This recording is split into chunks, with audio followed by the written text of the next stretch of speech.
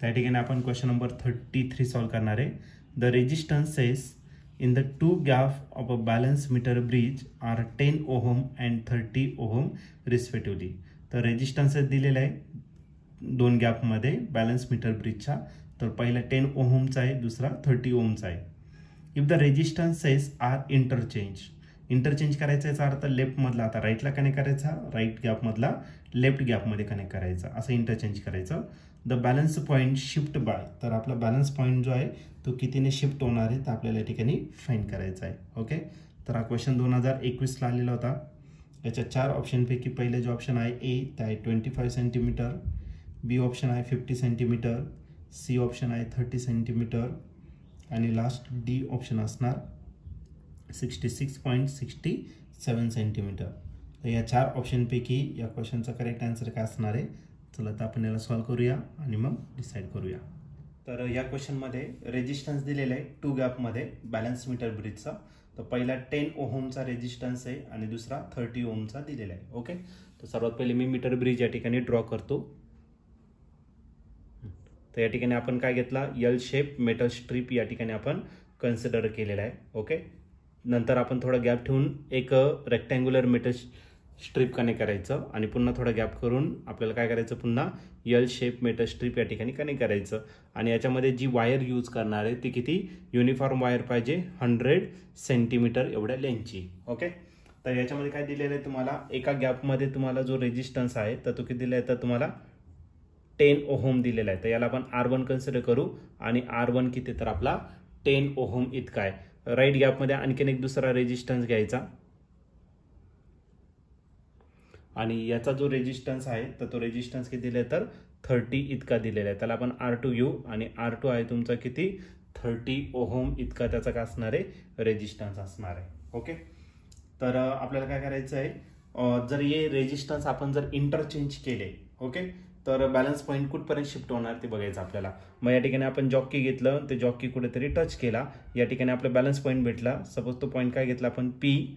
मग AP हा तुमचा बॅलन्स पॉईंट आहे, म्हणजे लेफ्ट साईड पासून त्याचं जे डिस्टन्स असणार ते किती घेतलं, L1 इतकं घेतलं आणि उरलेले जे डिस्टन्स असेल ते किती असेल, 100 मायनस L1. ओके, आता आपण यूज करू बॅलन्स कंडिशन, या ठिकाणी यूज करू by balance condition of meter bridge.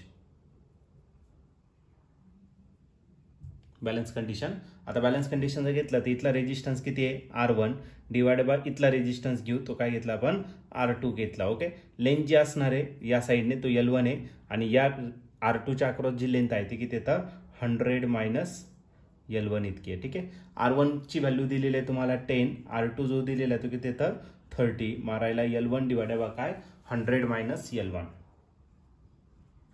इथला 0 आणि 0 काय आला, कॅन्सल. आता याला काय करू, मल्टिप्लाय करून घेऊ. 1 ने याला मल्टिप्लाय करायचं म्हणजे आपल्याला तोच भेटेल 100 मायनस L1 आणि या 3 ने मल्टिप्लाय करा, तो काय भेटला, 3L1 मायनस L1 हे राईट साईडला काय होणार आहे, प्लस होणार. ओके, मग काय झालं आपला 100 is equal to 3L1 plus काय आला, L1. 3L1 प्लस L1 किती राहिला, 4L1. मग 100 इज इक्वल टू काय राहिला, 4L1. 4 इकडे मल्टिप्लाय, इकडे काय करा, डिवाइड. मग आपला जो L1 भेटणार आहे तो 100 डिवायडेड बाय 4 आणि 100 डिवायडेड बाय 4 म्हणजेच आपलं किती भेटलं, तर 4 टू जा 8, 2 ला 25. मग 25 सेंटीमीटर कुठून भेटला, तर लेफ्ट एंड पासून आपल्याला या ठिकाणी भेटलाय. आता दुसऱ्या केसमध्ये काय करायचं आपल्याला, हा जो रेजिस्टन्स आहे ते काय करायचं आपल्याला, इंटरचेंज करायचं. म्हणजे R1 जो आहे, R1 किती असणार, 30 ओहमचा आणि R2 जो असेल तो किती असेल, 10 ओहमचा. लेंथ आपला तिथंच नाही भेटणार, त्याला आपण काय कन्सिडर करू, L2. कुठेतरी भेटणार आहे, एक तर इकडे भेटेल नाही तर इकडे भेटेल, आपण सपोज इकडे घेऊन टाकू. ओके, तो L2 भेटला आणि इकडचं जे रिमेनिंग डिस्टन्स असणार ते किती असेल, 100 मायनस L2. ओके, मग फ्रॉम सेकंड कंडिशन रेजिस्टन्स किती आहे, लेफ्ट गॅपमध्ये आहे 30 ओहमचा. ओके, राईट गॅपमध्ये किती आहे, 10. 30 ओहम रेजिस्टन्सच्या अक्रॉस लेंथ जी भेटली ती किती भेटली, L2 आणि 10 ओहमच्या अक्रॉस किती भेटलं, 100 मायनस L2. ओके, नवीन लेंथ या ठिकाणी भेटलेलं आहे. आता इथला 0 आणि इथला 0 काय आला, कॅन्सल. याने याला मल्टिप्लाय करा, मग 3 इन ब्रॅकेट 100 मायनस L2 आणि 1 इंटू L2 किती भेटेल, फक्त L2 भेटेल. राईट, 3 इंटू 100 किती झाला, 300 minus 3 into L2 minus 3L2 is equal to L2. हा मायनस इकडे काय करून घ्या, प्लस, म्हणजे करायला आपला 300 इज इक्वल टू 3L2 आणि प्लस करायला L2. 3L2 plus L2 4L2. मग 4L2 इज इक्वल टू आपला काय भेटला 300. ओके, 4 इकडे मल्टिप्लाय, इकडे काय करून घ्या डिवाइड. मग L2 काय भेटेल आपल्याला 300 डिवायडेड बाय 4. ओके, मग L2 3 7 जा किती 4, 4च्या टेबलमध्ये 28 आहे. 4 7 जा किती 28, उरला किती 2, 4 5 जा किती 20. मग आपला जो नवीन बॅलन्सिंग पॉईंट भेटलाय तो किती सेंटीमीटर वरती भेटला 75. तर आपल्याला या ठिकाणी किती शिफ्ट झालेला आहे, हा बॅलन्सिंग पॉईंट किती शिफ्ट झालाय ते फाइंड करायचं. बघा सुरुवातीची जर केस घेतली तर सुरुवातीचा हा आपल्याला किती भेटला होता 25 सेंटीमीटर. ओके, हे मी रफ करून टाकतो.